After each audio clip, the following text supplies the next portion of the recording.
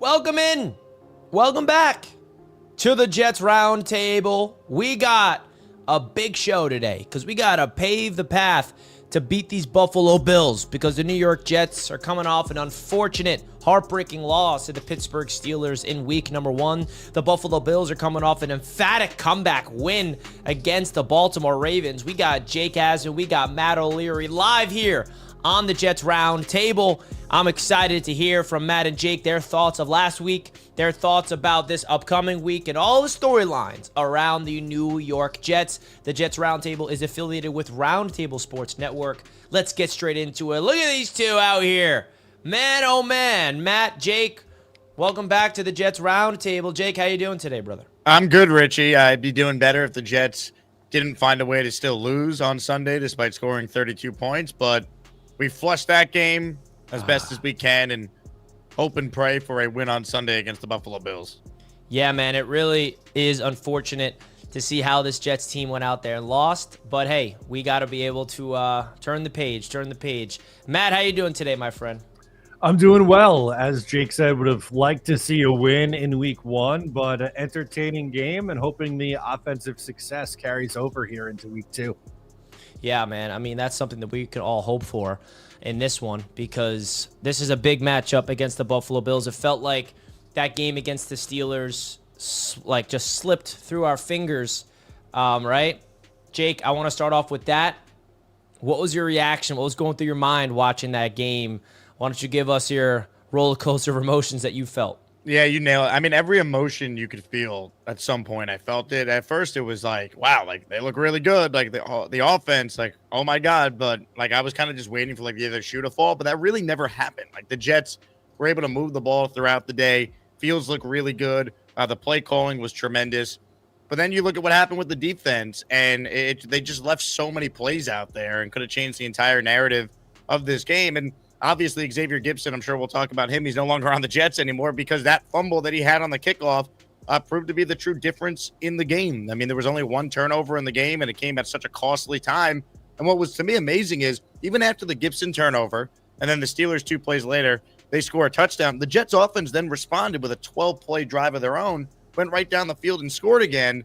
And well, then once again, it was just the defense unable to make plays to stop Aaron Rodgers and that offense. So really up and down game, wild amount of points being scored. I don't think anyone expected that in their wildest dreams. But at the end of the day, the Jets lost a very difficult game, and now they have a very difficult game on Sunday.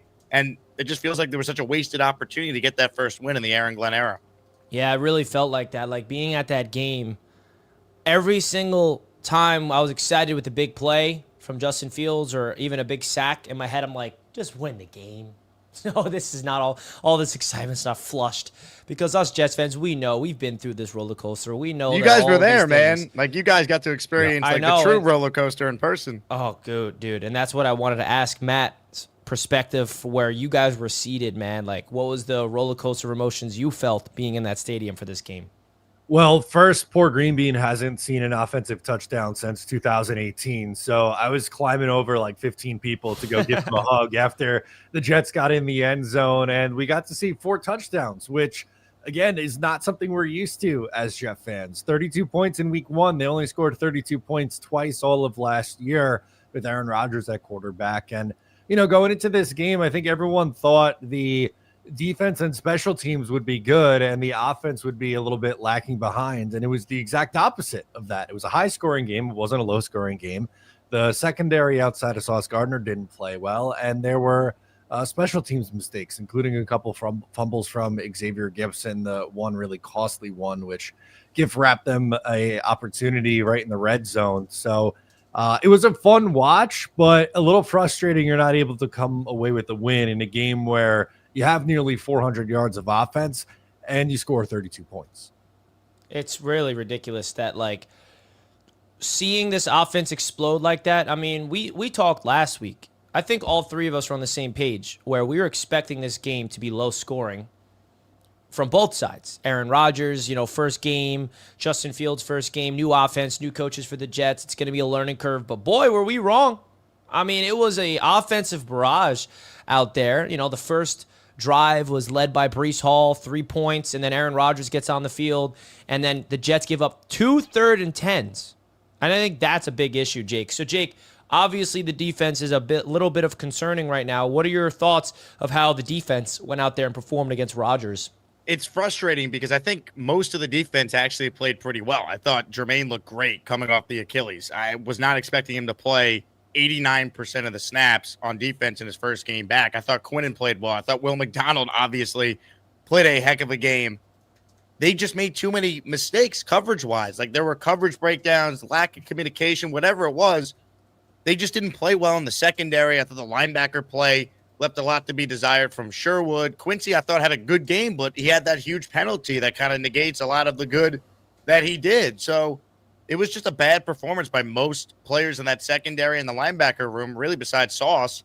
And then ultimately, I'm sure we'll talk about Brandon Stevens. As bad as he played in coverage, he had a pick six. If he just holds on to the ball, if he stays on his feet, and the Aaron Rodgers revenge narrative, it goes away. He throws a pick six with 6 minutes to go in the fourth quarter with his team trailing, and the Jets win that game. So it was just a very poor defensive showing by a couple of guys, but the overall unit, I didn't think it was horrendous. I thought some guys played really well. They just didn't play collectively well as a team, and that was the difference. Yeah, I agree, man. I think that at the end of the day, you can nitpick this defense, and you brought up a good point. Like, there was not only was it Jermaine, but Will McDonald, 2 sacks. Quinnen Williams was graded as the second best defensive tackle out of week 1. Sauce Gardner, flawless. I mean, what more could we ask? But at the end of the day, it's not about individual performances. It's about the collective. And the Jets were unfortunately not able to get any stops in the red zone either. And it just felt like whenever the Steelers got an opportunity in the red zone, they scored with ease. Matt, what was your impressions of the Steve Wilks and Aaron Glenn-led defense in their debut? Yeah, like you were kind of saying there, the defensive line played really well. They got pressure on Rodgers, and they were able to sack him a few times in this game. But I think for me, the frustrating thing was you had guys like Tony Adams, who has struggled with tackling in the past, and that was an issue for him in this game, gave a really bad tackling effort against DK Metcalf, which is a hard guy to bring down, I understand, but it's third down and didn't really even make a competitive attempt to bring him down. And then Brandon Stevens, unfortunately, was someone that was talked a lot about this offseason as one of the newest additions to the team, and there were some concerns with him as well, and he gets beat for a couple of touchdowns. So it was kind of the guys that we worried about as fans, whether you want to throw, Gibson in there too. That's 3 guys, Gibson, Tony Adams, and Brandon Stevens, who we talked about a lot as potential issues. And when you know it, in the first game of the year, all 3 played a hand in the loss. Yeah, and talk about accountability. I mean, Aaron Glenn was not kidding, right, when he said that if you are costing this football team games, you are not going to be on this football team. And he went out there and cut Xavier Gibson this week, which is absolutely, something that is very interesting. So, Jake, your thoughts of Aaron Glenn doing what every Jets fan wanted, number one. Number two, Jets fans wanted Xavier Gibson not even to make the 53-man roster in the first place. So your thoughts of Aaron Glenn releasing Xavier Gibson after those 2 fumbles? I thought it was the right decision. I mean, Aaron Glenn's preached accountability. He made the comments after the game. I like how quickly they did this. I like the message it sends to the entire team. I like the message it sends to the fan base. I think we all can respect the Jets acknowledging they made a mistake, and ultimately they wanted to do something about it. I think what we've learned, though, with the amount of kick returners they've added this week and the different things that Glenn has already said, and Banjo, who spoke earlier today, their special teams coordinator, what he has said is that Gibson making the team was more so about they didn't think they really had anyone else, because it doesn't sound like Jamal Pritchett, who we all wanted to make the team, is this locked to be the returner on Sunday. But I think Glenn had to do this, and I respect them for doing it. I mean, if this was Robert Saleh, I mean, someone joked in my YouTube chat the other day, he would have been named, Xavier Gibson would have been like team captain this week, right? So it's nice to see someone actually held accountable, and hopefully this is, something that the team resonates with going forward. Yeah, it's just like Saleh would have put his arm around Gibson and be like, "It's all right, buddy. You'll get him next time." Give him a little pat on the head. But no, that's not the same energy we got here. Aaron Glenn is laying the hammer down okay, about what's going on with his football team, accountability, and he's a man of his word. And I think that also sends a message to the rest of the team. Guys like Brandon Stevens coming off a bad game. Steve Wilkes talked to the media today, and he said that he still got confidence in him. And Stevens looked really good throughout training camp in the preseason. But no one cares. It's about the games. And you got to be able to go out there and make some plays. And unfortunately, Brandon Stevens had some costly plays that cost the Jets the games. Now, there's a lot of things to be concerned about, of course, because of those, but there's also some things to be encouraged. And I think encouragement is the proper word. And I think the number one is Justin Fields. I mean, he balled out in his debut. I mean, he is graded as the second best passer coming out of week number one, had the highest QBR rating in the pocket. And I mentioned those two things because those are the things that some people said Justin Fields struggled with, which he has throughout his days with the Chicago Bears and the Pittsburgh Steelers. So, Matt, what was your initial impressions of Justin Fields in his debut as the Jets quarterback? Yeah, I came away really impressed. I thought that was one of his best games as a pro. And for me, I think you said it perfectly. Like in the past, that is things that he struggled with. And I'm so glad he had this performance in week one. I just want to see it consistently this year. I think that's all anyone could ask of Justin Fields, right? Like we've always seen the flashes with him, and he's gone through spurts where he's looked really good. He's just got to do it, for the entirety of a season. And I don't know if it's fair to expect the exact copy paste performance for all 17 weeks, but significantly more positive weeks than negatives. And he got off to a great start, and against Buffalo coming up, he's going to need another good performance to keep the Jets in this game and to have a chance to maybe steal an upset here in week 2. Yeah, and I think when it comes to Fields, I'm still in that, like, wow, that was great, but go do it again. I'm still like, because that can get flushed down the drain before you know it if he goes out there and puts up a stinker against the Bills, which I'm not expecting, but that's the NFL that we're in. It's a week-by-week league. Jake, your thoughts and reaction to Justin Fields going out there and doing what he did? It was awesome to see. I mean, he played far better than I was expecting. I mean, I've never been the biggest, Justin Fields guy, but like anyone else, I'm a Jet fan who wants to give him a chance and hope that we could see something like what Darnold did and what Mayfield did and what Geno's done, right? Like that maybe right circumstance, some development, and he could be the guy. Wasn't expecting that, though. I mean, if he plays like that going forward, you have a franchise quarterback. I mean, that's what it looked like. He was in total control. The offensive line was tremendous. I think he kind of had a ton of confidence because of that. He made great plays with his legs when he had to. He was really good in the pocket. He stepped up and made some plays on the run, which was a nice touch to see that aspect of his game and the accuracy on some of those throws. I mean, you got to just be really encouraged by what you saw. And obviously the big question is it sustainable? If the answer is yes, it completely changes, what your level of expectations are and what the ceiling could potentially be for this Jets team this year. Yeah, and I think Justin Fields' ability to be a playmaker is what stood out to me. He was making plays, and I think that's something to note is he's not your pocket passer, and he's not someone that can just run, apparently. He can create something out of nothing. Maybe there's no one open down the field, and the pressure gets there. He can find a little open spot in the offensive line, extend the play, throw on the run. He could pick up yards with his legs. Like, he can do everything, and, I was out there during the game in the stadium looking around at my friends, the people I was with. I'm like, is this Lamar Jackson or Justin Fields? I'm really confused. Who is this guy? I did not expect this. And if he can do what he did against the Pittsburgh Steelers and stretch that for a 17-game season, yeah, you best believe we got a franchise quarterback. But it's one game. We're not there yet. I'm pumping the brakes, and I'm still in a wait-and-see mode because, like I said, even really bad quarterbacks have great games. I mean, it's true. Zach Wilson had a game or two where we were like, whoa, but that never lasted. It's just what happens in the league. So, Matt, what part of Justin Fields' game against the Steelers do you think that can translate, that you think is consistent? And also, talk a little bit about Tanner Engstrand. Do you think the offensive system and the coaching staff deserve some credit here of giving Justin Fields the opportunity to go out there and ball like he did? Yeah, I think Tanner Engstrand called a fantastic game. There were really only a handful of things that were questionable, like the play calls for the 2-point conversions. I would have liked to seen him throw on that first drive earlier in the game where I believe it was like 2nd and 9, and then they ran the ball twice and the last one was on like 3rd and 10 or 3rd and 11. Would have liked to see them be a little bit more aggressive there. But overall, he got his star players involved. Breece Hall got the ball early and often. They went heavily to Garrett Wilson, and Justin Fields had a really great game.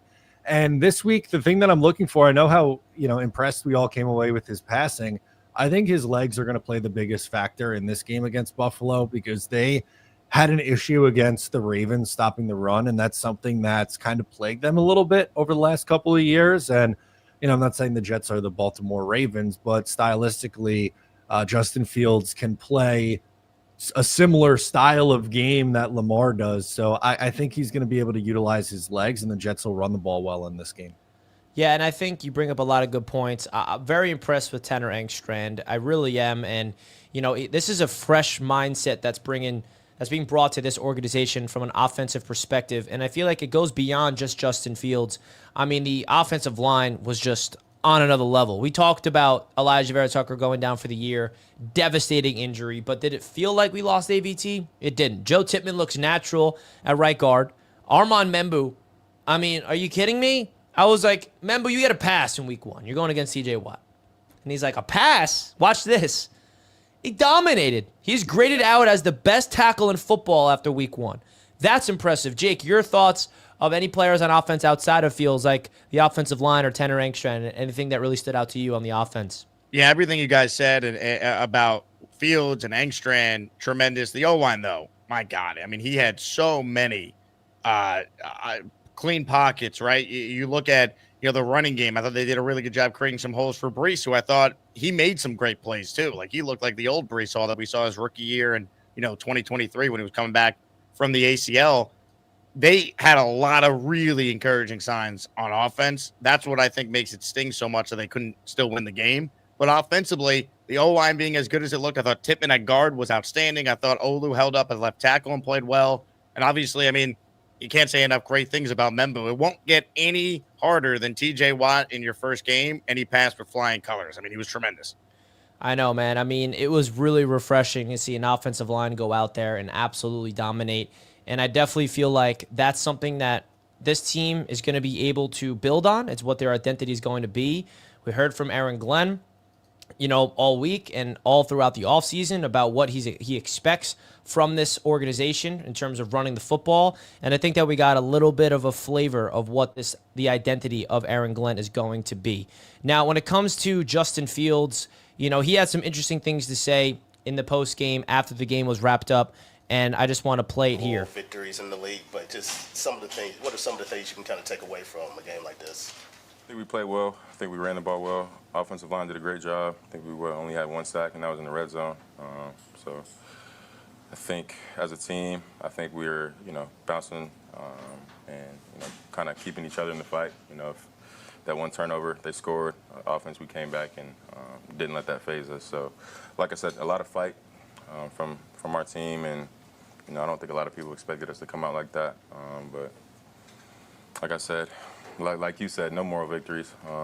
At the end of the day, we lost. We got to get better, and that's what we're going to do this week. So no moral victories, and that's been the whole topic amongst Jets fans, that there are no moral victories in the NFL. Absolutely not. And Aaron Glenn had a very similar notion with that. So, Jake, what's your thoughts of some people saying this is a moral victory, that we should be happy after we lost a game like that?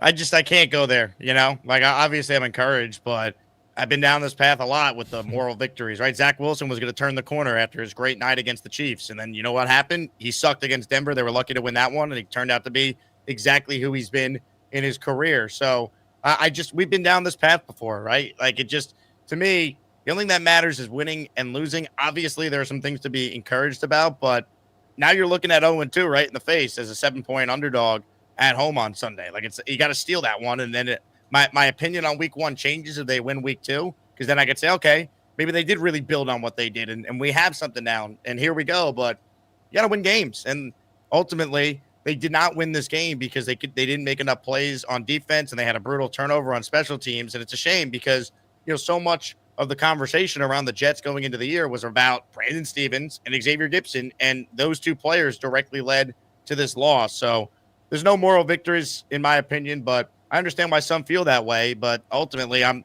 just kind of frustrated with they lost. Like, they wasted an unbelievable performance and so many guys playing well. You would have loved to have won that game and really made a statement week 1 in the Aaron Glenn era. It feels like a wasted opportunity more than anything. That's perfectly said. It's just like all of that greatness just you can't celebrate it. That's how I feel. It's like I can't be happy. And some people are telling me they're not even Jets fans. Oh, Richie, you should be happy, man. Did you see how good the Jets looked? I'm like, lost the game. I get it. But like this is a sport about winning and nothing else. If the Jets do what they just did against the Steelers, all 17 games, we're 0-17. Just want to remind everybody. So, Matt, your thoughts of the moral victories? Yeah, I think it's a good point that you guys bring up. Like, of course, there are things from the game that you could be excited about and be happy about, but at the end of the day, they didn't do enough to win, and they got to clean it up. Like, I talked about the defense. If the secondary plays the way they did outside of Sauce Gardner against Buffalo, Josh Allen's going to carve them apart. Like, they're not going to have any chance. So, clearly, I think there's a need for improvement on that side of the ball. And it does feel like a squandered opportunity when you have an offense that's not supposed to be good. It puts up 32 points in the first game, has nearly 400 yards of offense, and you still lose. So I came away both frustrated and excited about some things. It's a really weird feeling this week. Yeah, very weird feeling. And let's not forget who we went up against. At the meeting with Aaron Glenn on McAfee a few months ago. Beating him, is there significance in that, since he basically told you to your face that he didn't think you were right for that team? Yes, that's what he did. So there's significance in beating him for you? I was happy to beat everybody associated with the Jets. Jake, your reaction to Aaron Rodgers' comments after beating the Jets? I'm not surprised. I mean, he won. He can say whatever he wants. That's kind of how I look at it. Like, if you wanted to beat him, you had the opportunity to do it. I'm a Rodgers fan. And I will now root for him now that he's no longer, in position to play the Jets again. I mean, I hope he gets to play the Jets again in the playoffs. That'd be something I think we all would sign for. But look, it is what it is. I mean, they fired him essentially. I don't expect Aaron Rodgers to be happy about it. So he won. He could say whatever he wants. I think ultimately, I'm just kind of ready to move on. Like I think we could finally put the Aaron Rodgers conversation to bed because the Jets went their separate ways. Rodgers now is in a new spot. I think he's going to play well there. I think he's in a really good situation to have success.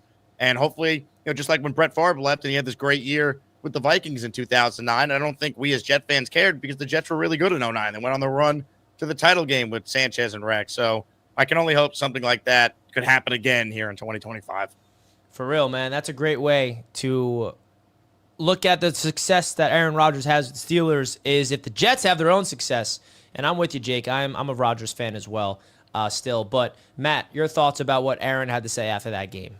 Yeah, I wasn't surprised to hear him say that. I figured if they would win, he would have a similar kind of comment. I'm not interested in it anymore. He's not my quarterback. I don't have ill will against him. They tried it out. It didn't work. I had no issue with them moving on. I thought it was the right decision and still think it's the right decision to move on and try something different. But it's over now. There was a lot of lead up to this game and a lot of storylines with Aaron Rodgers going up against the Jets. I want to focus on this Jets season. And like Jake said, hopefully it's something similar to 2009 where, the Jets are a playoff team too and, making some noise for themselves. Yeah, for real. I mean, now, is this team a playoff team after what you saw week one? Or you're not going there yet, Matt? I see way more. Yeah, I got to. Has your win total changed even though we lost? What you predicted? No, it hasn't. I predicted 7-10, although I did think the Jets would win this game, but I'm not dropping the win-loss total. I'll just say they steal one that I'm not expecting them to at another point. But, I mean, if they have the offensive performances where they're putting up, maybe it's not in the 30s, but they're scoring, 24, 25 points a game pretty consistently, and the defense isn't 30th in the NFL, then, yeah, they probably will win more games, but we haven't seen that yet. Folks, make sure you hit the thumbs up button if you did not already and subscribe here to the Jets Roundtable, the brand new YouTube channel live every Thursday. And we're doing some fun things on this YouTube channel. We're talking some Jets ahead of the week number 2 matchup. Now, we could flush that game out. Now, we had to wait till today to talk about it, right? I know it's Thursday and we're in Bills mode, but I had to get your guys' thoughts of it together, which is why we had to bring back the Steelers stuff. I want to give everybody in the chat some love right now. We got My Holy King. We got Jesse P. King Lowski. Absolutely love to see it. Rich, Danger Zone, Rockness Monster. All right, we got everybody in the chat tuning in. Isaac is here. Nick's 716. Brandon. All right, we appreciate everybody tuning into the Jets Roundtable. Make sure you guys hit that thumbs up button. All right, and now it's time to preview the New York Jets and the Buffalo Bills matchup, AFC East. Okay, I was so pissed off that those Bills beat the Ravens because I was ready to be 0-1 across the division. But hey, it is what it is. Now the New York Jets have a chance to go up against the team we are trying our best to dethrone in the Buffalo Bills. Josh Allen, MVP quarterback, going up against Justin Fields, coming off a fantastic game. Bills fans are not giving the Jets any chance in this one, it seems, based off of my connections with Bills Mafia through the AFC East Roundtable. We found out today there's some injury news we have to highlight. Keep an eye on this. Ed Oliver is dealing with an foot or ankle injury. That's new. He was a dynamic piece to that defensive line. Big reason why they won the game. Quinnen Williams was ranked the second best defensive tackle. Ed Oliver is number one. So that's a big loss to the Bills because you can argue he's like their only threat on that defensive line. Joey Bosa doesn't really scare me much. Gregory Rousseau, he's a solid player, but that's a big blow if he is not going to be suited up in this game. So before we get into any predictions, Jake, why don't you give us your thoughts? How's this matchup in your eyes, the New York Jets hosting the Buffalo Bills? Yeah, I look at it like this. The game plan the Jets used last week against the Steelers, I think a lot of that they could try and replicate against the Bills. The Bills, they gave up a ton of points defensively last week to the Ravens. I mean, the Ravens' strategy was to run on them. Lamar Jackson, I think Justin Fields could, maybe be like dollar store Lamar Jackson. I think Derrick Henry's Derrick Henry, but Breece Hall is not too shabby himself. Like, I think that's kind of where it starts. You want to keep Josh Allen off the field. And I think if the Jets could replicate some of what they did, that will go a long way. And for what it's worth, they have beaten Josh Allen 2 of the last 3 years at MetLife Stadium with Zach Wilson as this team's quarterback. So last year the game was close. Allen is Allen. He's a tremendous player. He's the MVP of the league. But if the Jets can force a turnover or two, if they could play from ahead, right? Maybe there's that emotional letdown for the Bills early in the game because they had this great win on Sunday Night Football that felt like a playoff game. I think the Jets can hang with them and be in this game. It's tough to pick them to win, but I think there's a path for the Jets to definitely cover the number. And you know what? If it's tight in the fourth quarter, you got a chance to at least win the game. And I think every Jet fan would sign up for this game being close with about 5 minutes to go. You take your chance. Yeah, great points. I think that this is one of those games that if you are the New York Jets, you got to have it. If you want to make this a season and be competitive in this division, the difference of being 0-2 and 1-1 and tied with the Buffalo Bills is just absolutely massive. Okay, so Matt, your thoughts and emotions heading in to this matchup between the Buffalo Bills and the New York Jets. Yeah, it is a huge matchup. Obviously, you don't want to go down 0-2. That's a really tough spot to dig out of. But, really hard game coming in against Buffalo. You have beaten them a couple times in recent years, but different looking defense in 2022 and 2023. Offensively, I think the Jets can score points in this game. I was highlighting the Bills' issues stopping the run. I think that's an area that the Jets could take advantage, but I'm concerned with the play in the secondary. I don't trust the safeties. I don't trust Brandon Stevens. I think Michael Carter has to have a better game this week than what he did in week 1 against the Pittsburgh Steelers, but they're going to have to win the time of possession game. They can't have any special teams mistakes like they did last week. And if the quarterback throws you the ball, you got to catch it. Allen turned it over a couple of times in those Jets upset wins in 2022 and 23. You can't have two dropped interceptions like you did in week 1 and expect to win against Buffalo. Yeah, I mean, the turnovers are so unfortunate to bring up here because the Steelers won that game last week because of the turnover from Xavier Gipson, and the Jets played turnover-free football offensively, but not from a special team standpoint, unfortunately, right? And I think that the turnover battle is something that the Jets are going to have to prioritize. They also did not force a turnover on defense. They did not take advantage of those 2 opportunities. So I really do feel like if you're the Jets, turnovers, protecting the ball, forcing the turnovers is going to be key here. What's the defensive game plan? Because now we got to worry about Josh Allen. We let Aaron Rodgers throw 4 touchdown passes on us. Jake, what do you think needs to change defensively? And do you have any hope that we're going to see any signs of improvement from this Jets defense against the Buffalo Bills? Well, I think some of the guys that had bad games should be a lot better. I don't think Michael Carter will have another awful game like what it felt like he was having for a lot of that game. I can't promise you Stevens is going to be better. I don't know if he could be worse, though. Maybe we see Malachi Moore get some more opportunities instead of Tony Adams this week. I think Sherwood will play a lot better. It's tough because you could have the best game plan ever, and Josh Allen is so good. You used to be able to get him when you'd send all-out blitzes. Well, now he's mastered that one. He's playing at a ridiculously high level, which is why I think the turnovers decide the game. If you get an opportunity to pick him off, if there's a pass rush rep that you get where the ball's batted in the air, you got to come down with it. You got to recover a fumble if it's on the ground. You get an opportunity to actually get a pick six in your hands, you got to catch it. I think the Bills are going to score points. I think the Jets need to have long, sustained drives to give them less possessions, less opportunities with time on the clock, and take advantage of the few opportunities you might get to turn them over.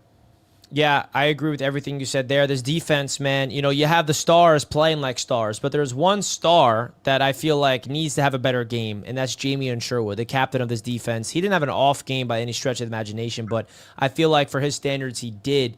And I think that being the captain, you got to be able to lead this team, and I really do think it starts with Jamie Sherwood, just like it did with C.J. Mosley all those years. Quinnen Williams was flawless. Sauce was just absolutely locked down.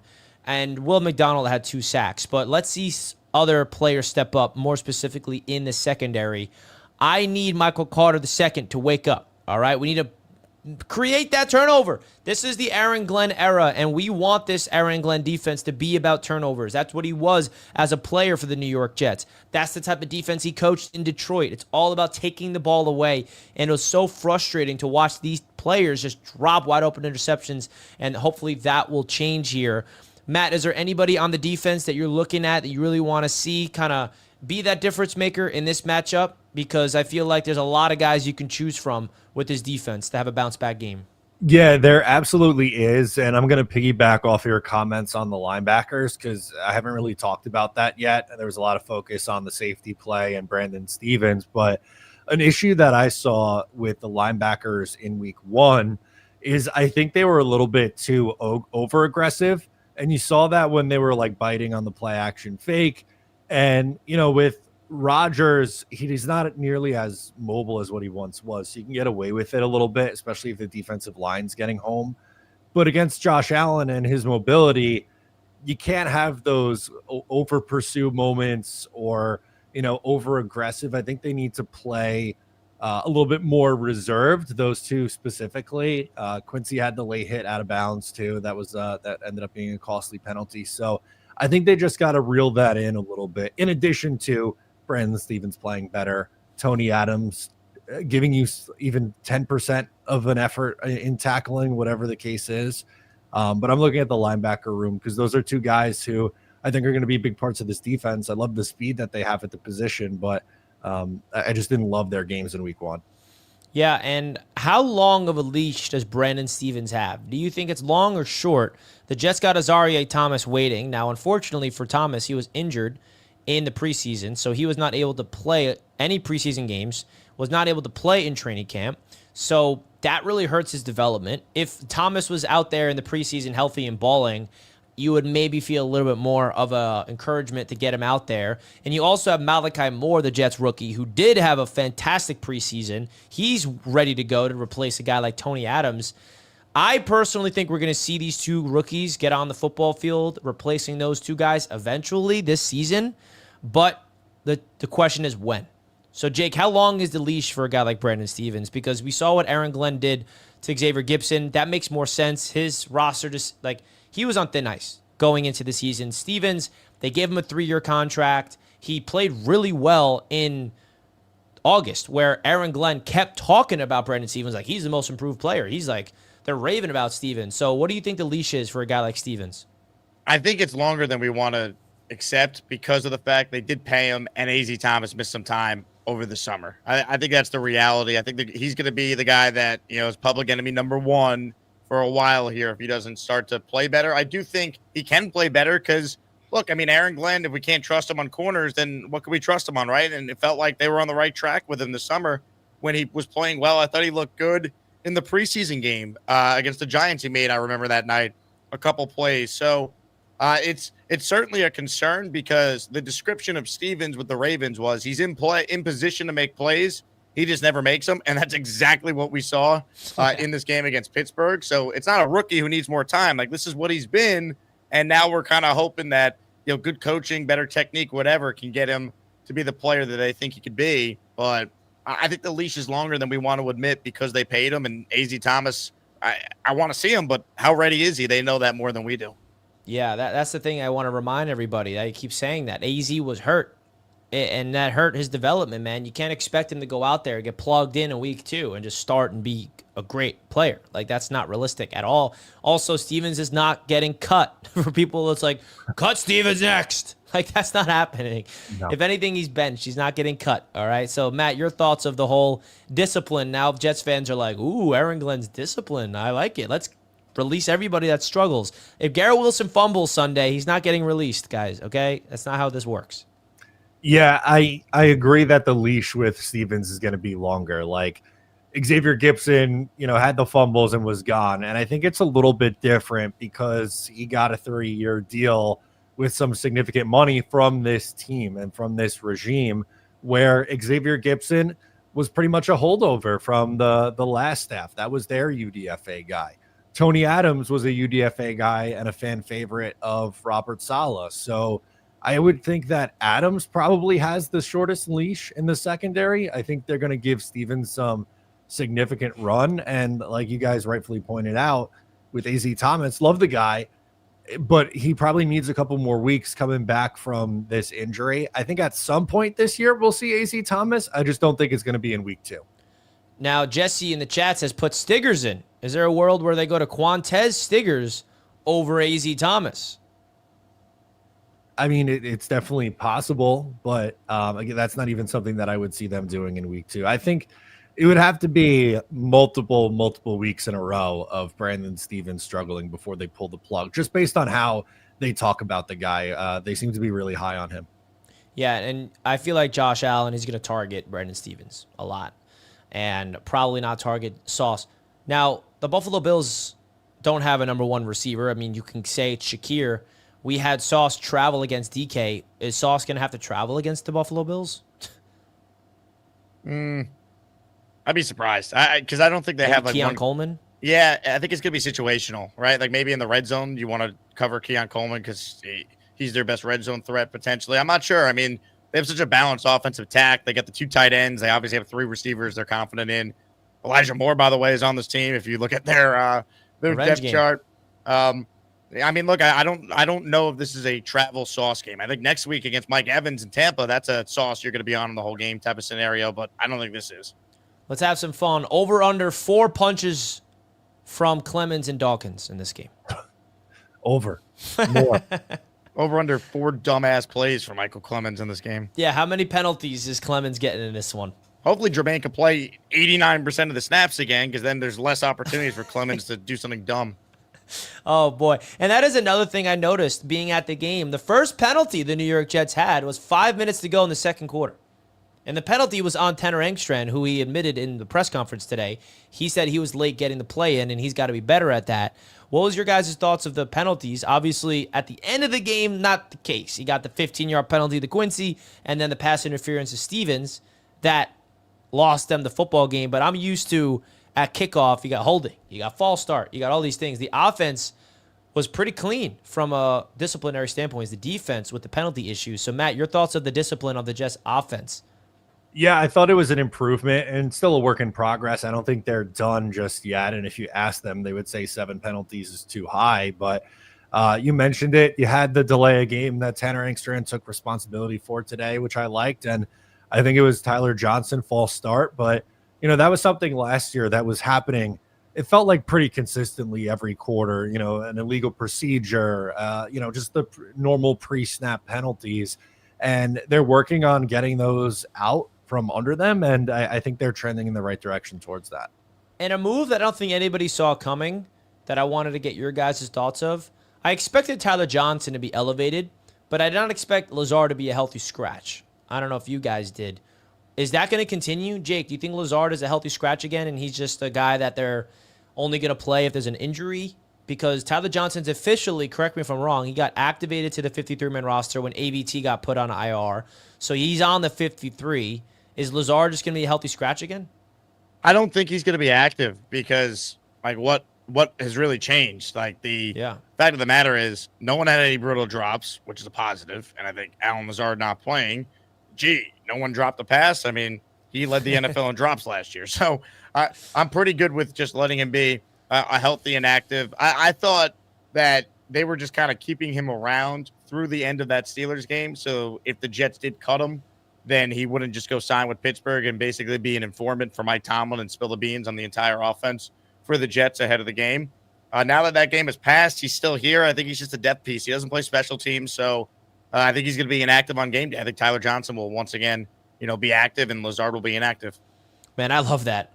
I did not expect Tyler Johnson to be over Alan Lazard in the depth chart, and I'm very pleased with that because I'm high on Tyler Johnson. He had a really good catch on third down. Was he the one that caught that crazy pass that Justin Fields escaped the pocket, threw across his body?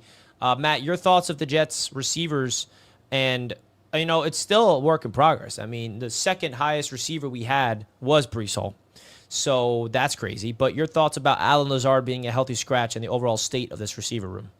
Yeah, I would do it again. I wouldn't change anything from their offensive personnel from the previous week. I think it worked, their game plan. And, I think Lazard and Josh Reynolds are very similar players. And I like Josh Reynolds more at this point in his career. I think he gives you a better option. I think he had 1 or 2 catches in this game, not a ton, but, he's someone that the coaching staff feels comfortable with because he knows the offense well, coming over from Detroit with Tanner Engstrand and Aaron Glenn. So, I wouldn't expect to see Alan Lazard again this week, but, I think he's kind of just going to be there in case there's an injury at some point. Let's talk about a player that shocked us. The Long Island native, Jeremy Ruckert. How about that? Making 2 big-time third down catches.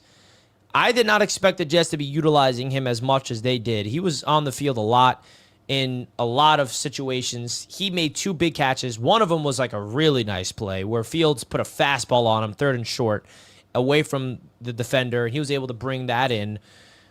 Jake, your thoughts of this Jets tight end room? Mason Taylor is dealing with an ankle injury. He was back at practice today, so hopefully he can play again. That was the same ankle he injured over there in August.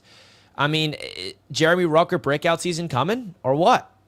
It was encouraging. I mean, that's probably the best game he's ever played, right? I mean, I thought he was actually good in the blocking game. He made those 2 contested third down plays.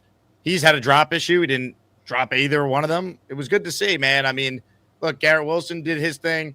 Josh Myers did his thing. Jeremy Ruckert did his thing. Maybe all it took was just getting, a Buckeyes quarterback to get Ruckert going like old times. So I hope it's something that we see going forward because Ruckert's a talented dude. Like, you don't go in the 3rd round at that position unless you got a lot of talent. So maybe it starts to click for him this year. That'd be awesome. It's a great story. I kind of gave up on him, but I'd love to be proven wrong. Yeah, I agree. I mean, Matt and I, we met Mr. Ruckert and the whole family over there in that Long Island event. Your thoughts of seeing Jeremy being the man at the tight end spot in that game? Yeah, he was really good in this game. Not only the 2 catches, which were in traffic. Neither one of those were easy plays. And as you mentioned, third down, too, important moments of the game. But he blocked really well. He had an unbelievable block against TJ Watt, taking him out of a play. That's exactly what you want to see from him. So like Justin Fields and like everyone else, I want to see you do it again now and prove that this is the new version of yourself. So I love the performance. I hope it happens again this week. And if you watch the touchdown that Fields threw to Garrett Wilson and you pause the frame when Fields releases the ball, TJ Watt is like 20 yards away from Justin Fields. And that was because of Jeremy Ruckert taking him completely out. And that right there, yes, give credit to Ruckert for executing, but that is really good coaching, man. I think the coaching staff did such a good job. They had a plan for TJ Watt. They kept putting the tight ends next to Membu to support him, chip, check releases, not allowing TJ Watt to get home. And the fact that they were able to dominate that matchup was really, really impressive. But now they got to be able to do that again. Joey Bosa, he's not the old Joey Bosa, but he's still a player that you got to be able to game plan against. And I think that was a really big surprise. Now, there's one player that, well, three players really in one position group. The running back room, I think, is a big key here for this matchup against the Buffalo Bills. They had no answers for Derrick Henry. Now, we don't not have a Derrick Henry on our roster, but we do have a running back in Breece Hall who absolutely broke out onto the scene. 100-plus rushing yards, had 2 big catches, waiting for him to get in the end zone, waiting for him to break one for a long touchdown run. I feel like this could be the Braylon Allen game, though. Now, he was not efficient with his runs, but he did get in the end zone, so you can't complain. What a block from Armand Membu climbing up to second level, on that touchdown run. Beck leading the way as well. I think the Jets are going to lean on Braylon Allen in this game because if you can get Braylon Allen into the second level with space, the Buffalo Bills have proven they're not good at tackling big bodies like Derrick Henry.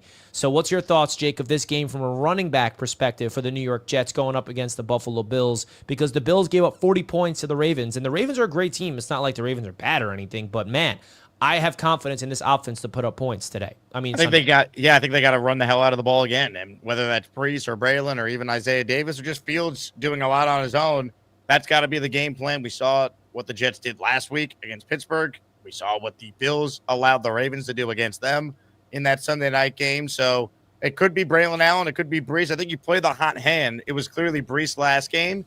Could be Braylon Allen this game. I do think they're going to start with Breece and see if they can build on what he was doing last week because I thought he was phenomenal. But Braylon Allen, if he has a big game, it wouldn't shock me because I think he's that type of player too. Yeah, and the trade Breece Hall crowd's kind of quiet. This is why you don't trade good players. Okay, so the people that was like, Braylon Allen's better than Breece. First of all, that's not what the mindset should be. Breece Hall's in a contract year, and if there was a time for Breece to break out, it's right now. He is as motivated as ever. He wants to get paid, whether it's with the Jets or by another team.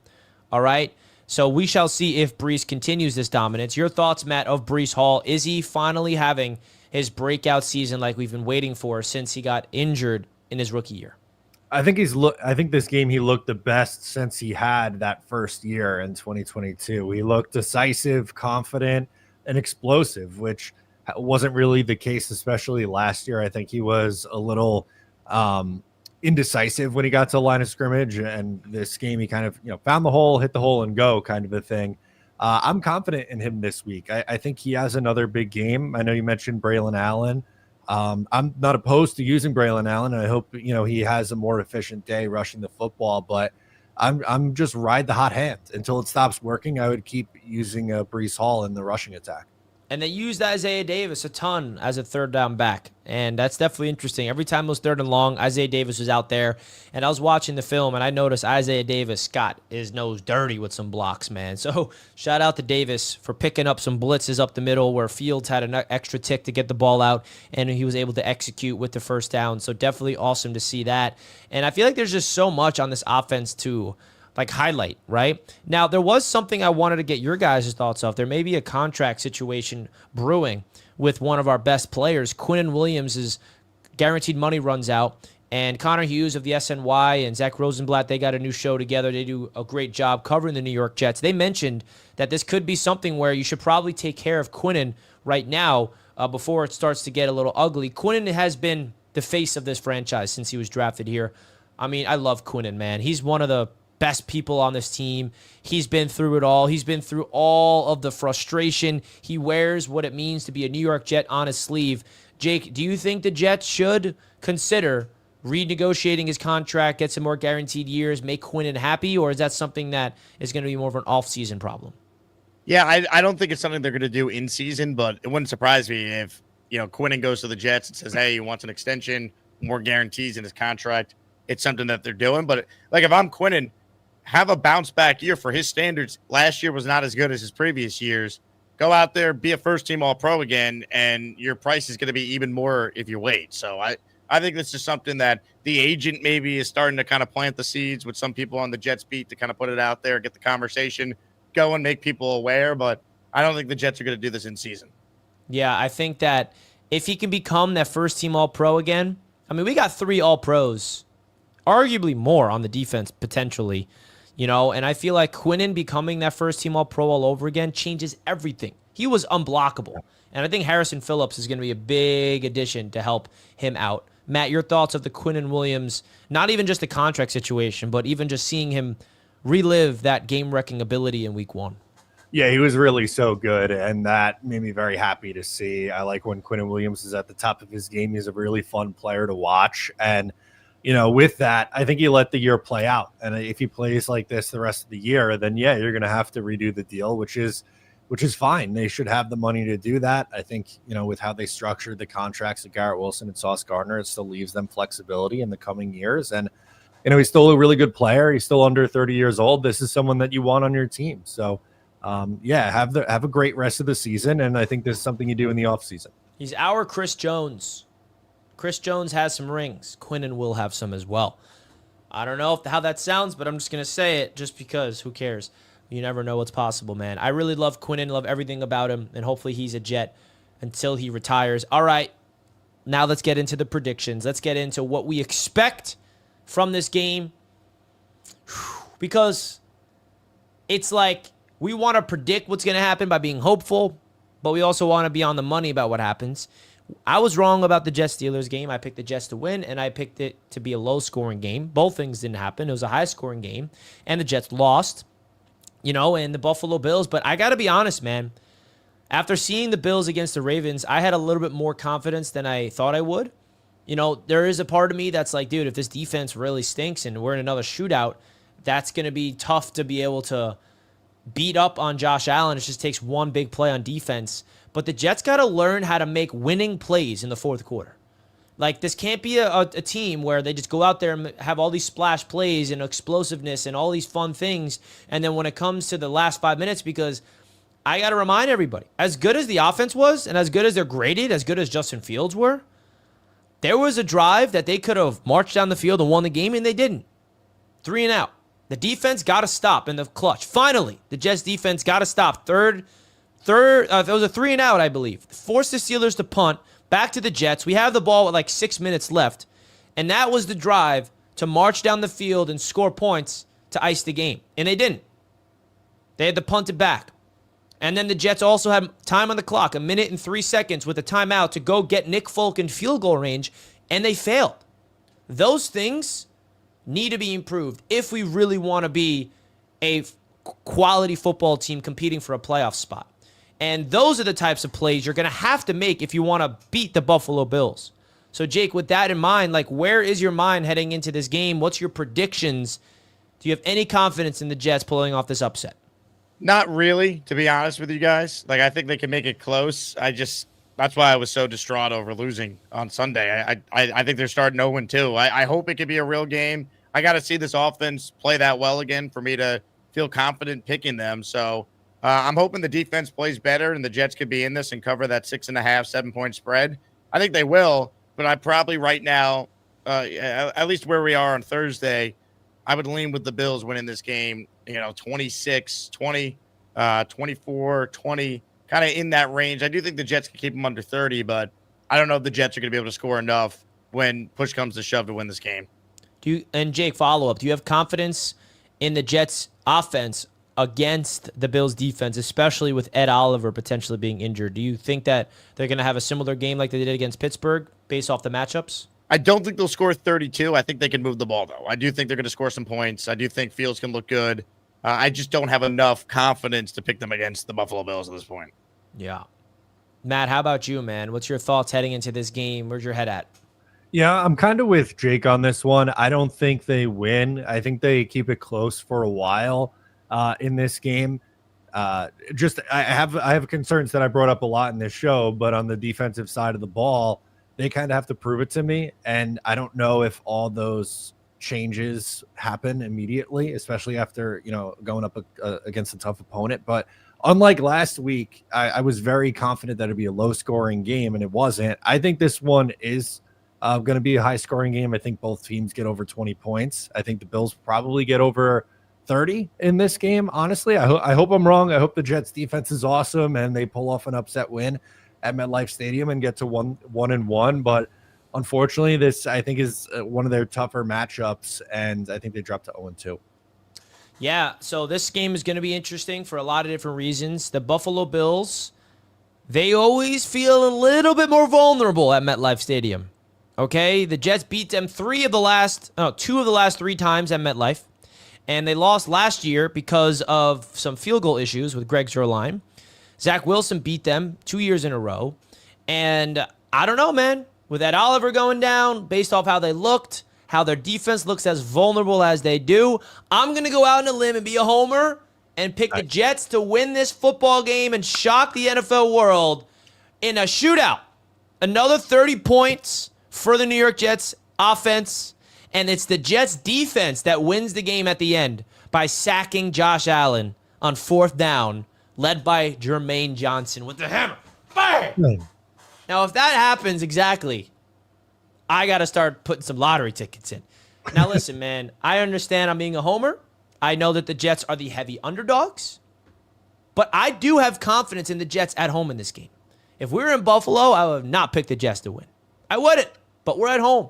And the Jets have beat the Bills at home 2 of the last 3 times. And this is also Aaron Glenn's first opportunity against an AFC East team. He understands how big this game is. And I have a feeling that this football team, they are starving for a win. They have this new level of confidence. And I have a new level of confidence in this team based off what I saw, man. If they can clean those mistakes and capitalize on those little turnovers, we're going to win this game. And I'm predicting it, baby. Am I out of my mind? No, I don't. You can say yes. You can say. I don't You're a think Jet so. fan. Yeah, You're not out of your mind. You know, you're a Jet fan. We're all crazy. You're a Jet fan, and you're always the most positive guy that I know. So I wouldn't be surprised if every week when we do this show, you spin it into the Jets winning the game. So I'm not surprised. Yeah. Well, I hope you're it right. happens. I too. hope it happens. I'm going to be a homer, and it's okay if I am one, and maybe I'm right. I don't know if you guys know this, but I'm going to be in Buffalo next week. Really? The AFC East Roundtable is doing a Bills-Dolphins event, Thursday Night Football. That'll be fun. And I'm going to be there in Buffalo for the Bills versus Dolphins game. And it's pretty exciting that I'm not going to be worried. Get to sit back and relax and watch the Dolphins and the Bills. And I want this win so bad so I can walk into Buffalo with a smirk on my face. So I can look at all these Bills fans and be like, hey, what happened last week? Hey, what happened last week? That's why I'm predicting this win. That's why I'm trying to, will this into existence somehow, because that's going to be a lot of fun being in Buffalo. But, folks, that's going to wrap up this show here on the Jets Roundtable. Make sure you guys hit the like button and subscribe if you are new here. We appreciate you guys big time tuning on in to this show. Jake, anything you want to say to the people before we get out of here? Jets, Jets. That's what I like to hear. Matt, what do you like to say to the people before we get out of here, my man? Prove us wrong. Get a victory. Victory Monday. I want to be back here being excited about a Jets upset win. Let's keep it close. Let's have a fun one. Let's keep it close. Let's have a fun one. And let's win this game. We'll see you guys later. Have a good rest of your night. Go check out Matt and Jake's YouTube channels. Link in the description. We'll see you later, and let's go Jets. Peace.